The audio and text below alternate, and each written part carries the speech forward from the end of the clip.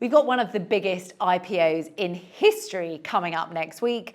That would be SpaceX. So Elon Musk's conglomerate of Starlink, which is his satellite internet company, of SpaceX, obviously, so his space ventures, and also of xAI, so his big AI company, that is going to come to market and start listing from next week.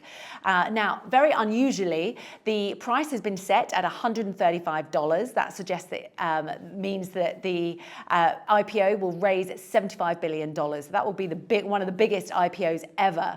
We are expecting a raft of blockbuster IPOs coming up with Anthropic and potentially OpenAI as well later this year. But SpaceX is the first.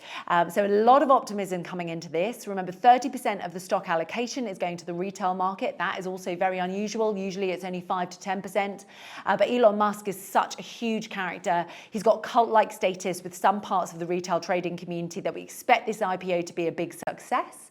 Obviously, SpaceX, when you look into the fundamentals, the xAI business, so the AI business is a big loss maker, so it's sucking up a huge amount of costs, which is being funded by Starlink, which is a very profitable business.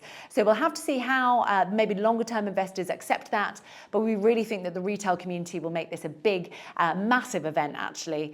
Look, this is a historic event for markets. It does suggest that we're getting new kids on the block coming into the market. SpaceX will be valued at well over $1 trillion. So that will be another $1 trillion company for the US. It will shake up the Magnificent Seven as well. And it will also mean that Elon Musk will have $2 trillion companies in the S&P 500 and in the NASDAQ, of course. And what with Tesla, because Tesla will be listed separately from SpaceX. So it's a huge event for financial markets. A lot of us are going to be looking at it, looking how it continues to trade as we move through June. That's going to be absolutely critical. But it certainly comes when the AI trade is riding high.